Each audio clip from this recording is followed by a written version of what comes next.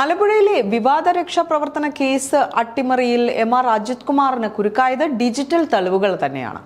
Case refer ചെയ്യാൻ അന്വേഷണ സംഘത്തിന് നൽകിയ നിർദ്ദേശമാണ് പ്രധാന തെളിവായി ഒടുവിൽ മാറിയത്. കേസ് റഫർ ചെയ്യാൻ മുഖ്യമന്ത്രിയുടെ ഓഫീസ് പറഞ്ഞതായാണ് സന്ദേശം അയച്ചത്.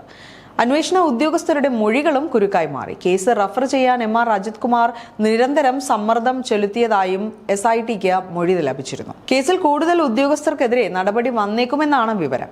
3 ഡിവൈഎസ്പിമാരെ DGP സസ്പെൻഡ് ചെയ്തേക്കും. ഡിവൈഎസ്പിമാർക്ക് എതിരായ നടപടിക്ക് ആഭ്യന്തരമന്ത്രി ശുപാർശ ചെയ്തിരുന്നു.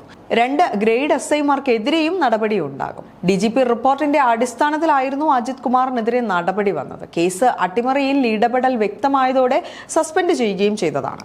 മുഖ്യമന്ത്രിയുമായി കൂടിയാലോചന നടത്തിയതിന് ശേഷമാണ് ആഭ്യന്തരമന്ത്രി നടപടിക്ക് അനുമതി നൽകിയത്.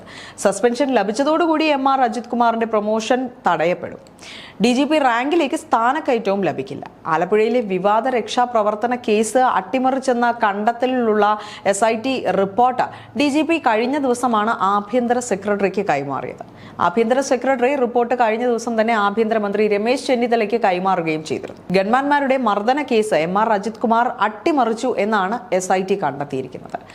മർദ്ദന കേസിലെ അന്വേഷണ റിപ്പോർട്ട് തിരുത്തിയെന്നും തെളിവില്ലെന്ന് വരുത്തി പ്രതികളെ രക്ഷിക്കാൻ ശ്രമം നടത്തി എന്നുമായിരുന്നു അജിത് കുമാറിനെതിരെ SITയുടെ കണ്ടെത്തൽ. ADGP അജിത് കുമാർ പറഞ്ഞിട്ടാണ് തിരുത്തൽ നടത്തിയതെന്നാണ് SIT റിപ്പോർട്ടിൽ പറയുന്നത്. അജിത് കുമാറിനെതിരെ മുൻ അന്വേഷണ സംഘത്തിന്റെ മൊഴി ഉൾപ്പെടെ SIT റിപ്പോർട്ടിൽ ഉൾപ്പെടുത്തിയിട്ടുണ്ട്. അജിത് കുമാർ തങ്ങളെ ADGP ഓഫീസിലേക്ക് വിളിച്ചു വരുത്തി എന്നാണ് ഉദ്യോഗസ്ഥരുടെ മൊഴി. റിപ്പോർട്ട് തിരുത്താൻ നിർദ്ദേശിച്ചെന്നും മൊഴിയുണ്ടായിരുന്നു. അതേസമയം കഴിഞ്ഞ 10 വർഷം പിണറായിയുടെ വീട്ടിലെ ജോലിക്കാരനെ പോലെയാണ് അജിത് കുമാർ പ്രവർത്തിച്ചത് എന്നാണ് K. മുരളീധരൻ ഈ വിഷയത്തിൽ പ്രതികരണം അറിയിച്ചിരിക്കുന്നത്.